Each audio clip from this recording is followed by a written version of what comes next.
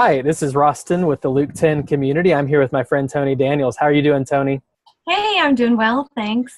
Good to see you as always. Toni and I were just talking about the fact that we've never actually met in person, but we've gotten to have so many conversations on Zoom that strangely it feels, we feel closer to each other than we feel to some other people that we see just around the places where we live.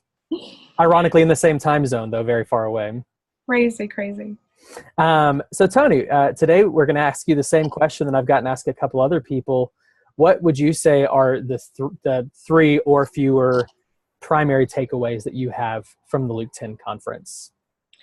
Well, I think the first one that impacted me when I got there was the diversity of the people that are associated with us and that are in our leader teams. I've belonged to several organizations over my life in different churches and things, and what I have found is we typically are very similar to us, that look like us, they talk like us, they're kind of the same economic class, social class, etc. Right? And organizations do that as well. So I was floored when I showed up and I started looking around the room at the diversity of these people. Very different backgrounds, all from different types of denominations. There were conservatives, there were more liberal. It was just crazy, honestly. And then, of course, people from all over the world. And we had Israelis there, and we had Mexican Americans there, and we had people from Russia. And so it was just an amazingly beautiful, diverse group of people, personality-wise, as well as ethnicity. So it was almost proof to me that these people were brought by God. Like there was nothing else that could bring us all together, in the variety of forms that we're here, except God himself. And so there was already this anticipation of what is God going to do with these quirky people together that are just all so different? And will we mesh, will we get along? And so one of the other amazing things that really hit me was how quickly trust was built, and how by the time we left, there were deep family bonds created with such diversity. So it was amazing to me, the level of trust. And literally there were spiritual adoptions made, several, Really? Wow. 3 or 4 that I know of personally, but I think there might've been a few more. In fact, let's see, 1, 2, 3, 4, 5 that I know of personally. So when God is in something, how family bonds break out. It's really beautiful. Now, I think I understand what you might mean by the language of spiritual adoption, but I just want to make absolutely clear that whoever's listening understands. What does that mean to you? What is spiritual adoption? So it's a very much a supernatural thing where you feel all of a sudden connected to another person in a familial way, where you want to care for them financially, you want to care for them emotionally, you want to be with them for life.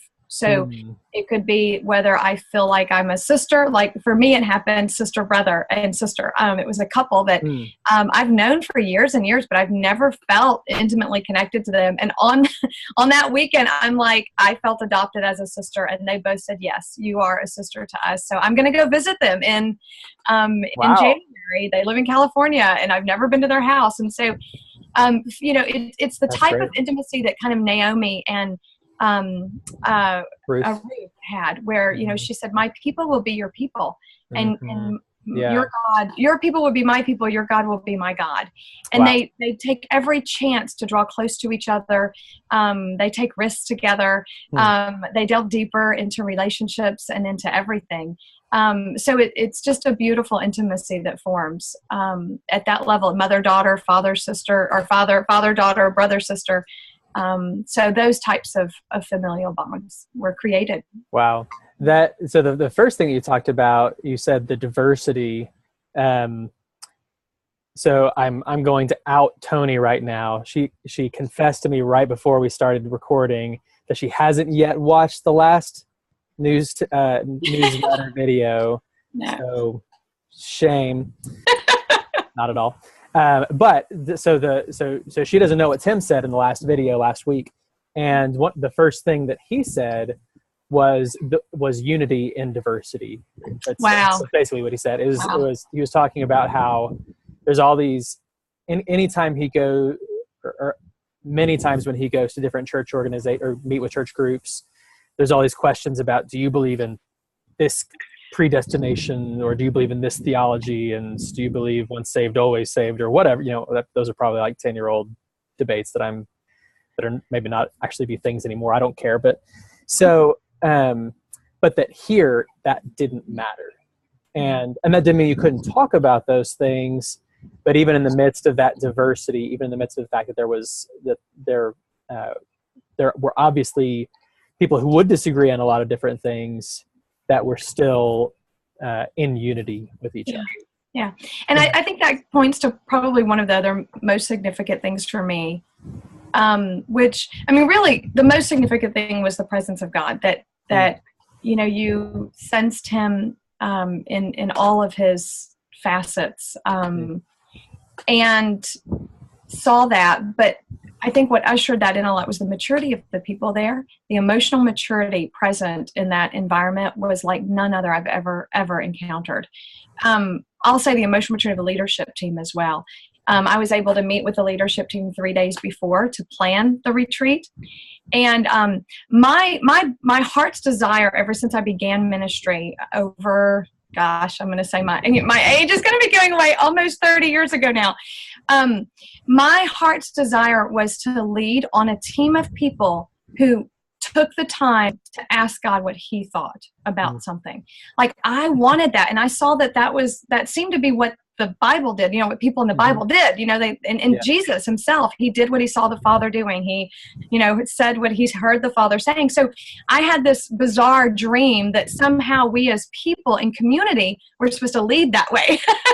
But I never had a team of people that actually knew how to do that or thought that that was something we should do. And so I had this deep hunger and ache all of my life in leadership. Wow. No one else got this. And so there I was 3 days before the retreat on a team with Kent and John. Yeah. And, it was a dream come true. I talk about heaven on earth. Heaven met earth. And I didn't have to die to get there. Because I was part of a people that said, let's listen to Jesus and ask him what he wants. And then we did that. And it meant giving of ourselves. It meant sacrificing some of our own personal desires or thoughts, and bringing out of each other what God was saying through our hearts, and then asking him to clarify for all of us where we were supposed to go and what we were supposed to do. So I think it was that level of maturity of true, everyone being themselves, being differentiated, being who they are, but then linking together with who God made them and what he wants to do through them as a group, led the way for an amazing expression of the manifold wisdom of God in that retreat come out of everyone. It was like nothing I've ever experienced. And I think I heard many people when we left and afterward, my leader teams and everything say, I'm in 100%. These are my people. Yeah. Your God is my God. And a level of commitment and a level of familial bondedness that you don't see in any organization. So really beautiful. Yeah, it's amazing. As you were talking about that, it got me thinking. I'm a little fuzzy on my church history on this, but I was thinking through all the different times, all the different revival movements across the world that I got to study when I was in seminary and church history.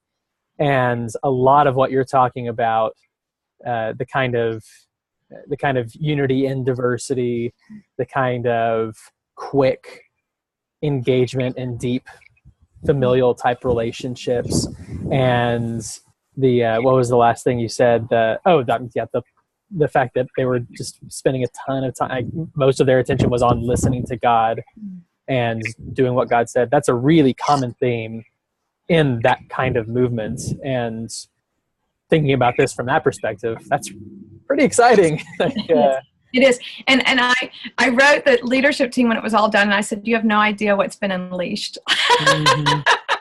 Because I sense an unleashing has occurred, and I don't even know what it's going to look like, but it's definitely very, very powerful. And I think we're about to see just an exponentially different reality when it comes to the kingdom of God. That's really good. Well,